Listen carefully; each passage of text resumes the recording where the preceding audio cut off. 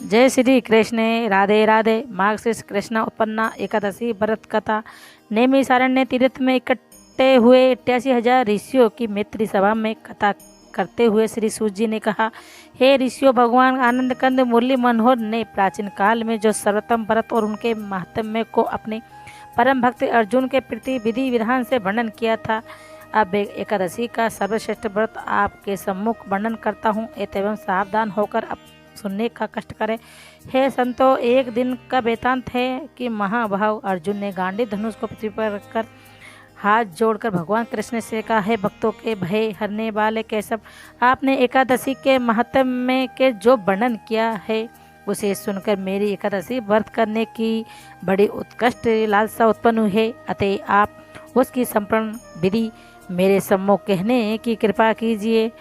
तब भगवान श्री कृष्ण ने कहा, हे अर्जुन, अब मैं आपके सामने सभी एकादशियों के नाम बताता हूँ, सोचित लगा कर सुनो। मार्गशीर्ष कृष्ण पक्ष की एकादशी से लेकर कार्तिक शुक्ल पक्ष की एकादशी तक क्रमशः 12 महीनों की एकादशी के नाम ये हैं: उत्पन्ना, मोक्षदा, सफला, पुत्रदा, सटतिला, जया, विजया, आमला, पाप मोचनी, कामदा, बरुथनी, मोहिनी, अपरा, निर्जला, योगिनी, देवशनी, कामिका, वामन, पर्वतनी, पुत्रदा, अजा, पद्मा, इंदिरा, पापाकुंसा, रमा, देव प्रमोदनी और अधिक महा की पद्मिनी तथा परमा, ये एकादशियाँ कही गई है। हे अर्जुन, जो कोई मनुष्य एकादशी के उद्यापन करने में सर्वथा समर्थ हो, उसे केवल इन्हीं 26 एकादशियों के नामों का सच्चे दिल से उच्चारण करना चाहिए तथा इसी प्रकार जो पुरुष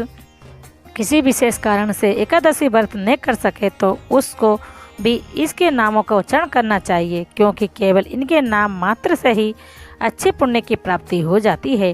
इतनी कथा सुनाकर भगवान मुरली मनोहर ने कहा, हे पांडुनंदन, अब मैं आपके सामने मार्गशीर्ष कृष्ण एकादशी की कथा कहता हूँ, उसे सुनो। एक समय वृत्तांत है कि महाबली मूर नामक दैत्य ने संग्राम में समस्त देवताओं को पराजित करके स्वर्ग के ऊपर स्वयं अपना अधिकार जमा लिया। तब इंद्र, वरुण, कुबेर, चंद्र, सूर्य, दिक्पाल दुखित होकर कैलाश पर्वत पर चले गए और हाथ जोड़कर भगवान शंकर से प्रार्थना करते हुए इस प्रकार कहने लगे, हे महादेव, हम सब देवता मूर नामक दैत्य से दुखित होकर आपके शरण में उपस्थित हुए हैं, अतः एवं उसे मारकर हम लोगों का सुखी करने की कृपा करो।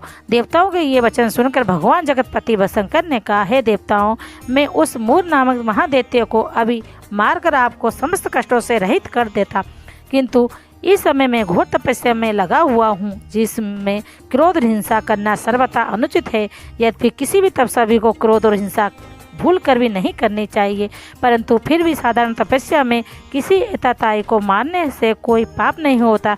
हे देवो, तुम मेरी शरण में आ चुके हो, अतः तुम्हारा उद्धार करना आवश्यक है, किंतु आपको भगवान विष्णु के पास क्षीर सागर में जाने का कष्ट करना पड़ेगा, जहाँ जाकर उनकी प्रार्थना करने से वे उस महादैत्य को अवश्य नष्ट कर देंगे। इसलिए तुम्हारे थोड़े से कष्ट करने से वे दुष्ट भी मारा जाएगा और मेरी तपस्या भी भंग नहीं होगी। भगवान शंकर की ये बात सुनकर सब देवता भगवान विष्णु के पास गए। वहाँ जाकर उनकी प्रार्थना करते हुए कहने लगे, हे जगदीश्वर, भीमा कुल में उत्पन्न नाड़ीजंग नामक महादैत्य के पुत्र चंद्रवली नामक नगर की अधिपति मूर नामक महाबली असुर ने संग्राम में सब देवताओं को पराजित करके स्वर्ग पर स्वयं अधिकार कर लिया है। अतः सभी देवताओं दिनों की तरह इधर उधर भटकते हुए अपना दुखमय जीवन व्यतीत कर रहे हैं।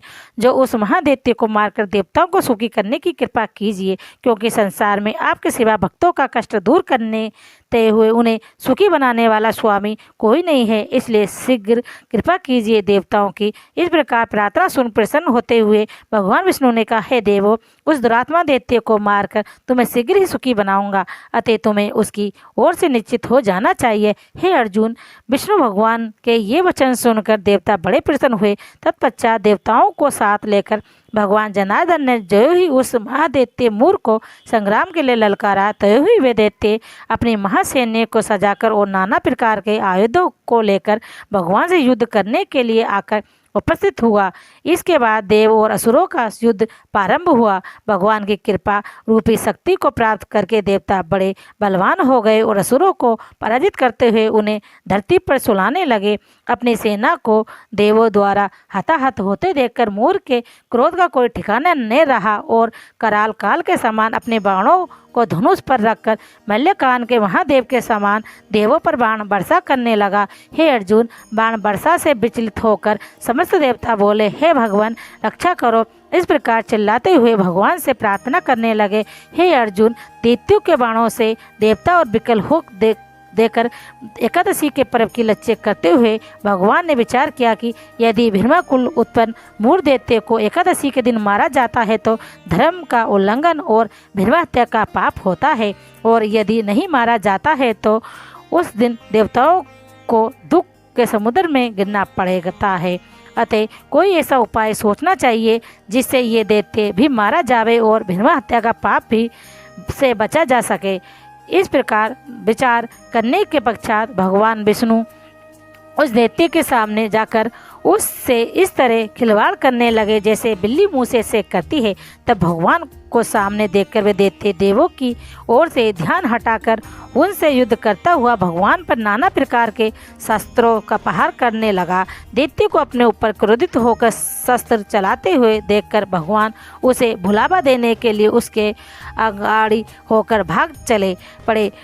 लक्ष्मीपति को रण में भागता देखकर वे दैत्य अपने मन में बड़ा हर्षित हुआ। इसके बाद उन्हें पकड़ने के लिए उनके पीछे हो लिया।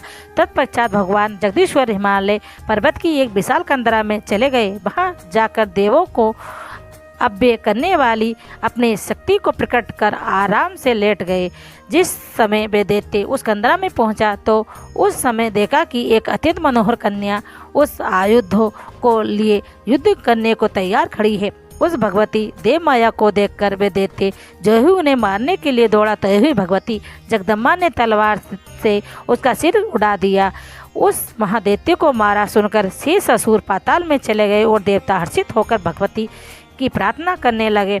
तदंतर भगवान लक्ष्मीपति ने अपनी शक्ति से संबोधित करते हुए कहा, हे कल्याणी मार्ग शीर्ष कृष्ण एकादशी को मेरे से उत्पन्न होकर तुमने मूर दैत्य का संहार किया है, इसलिए तुम्हारा नाम उत्पन्ना एकादशी होगा। और जो कोई व्यक्ति श्रद्धा भक्ति से युक्त होकर तुम्हारा विधि विधान से व्रत करेगा वे अंत में सीधा मेरे लोक में जाएगा। यद्यपि मुझे तृतीया, अष्टमी, नवी, चतुर्थी ये तिथियां बहुत प्रिय हैं, परंतु ये एकादशी मुझको सबसे अधिक प्यारी होगी। तेरा व्रत करने वाला संसार में सबसे अधिक पुण्यात्मा गिना जाएगा।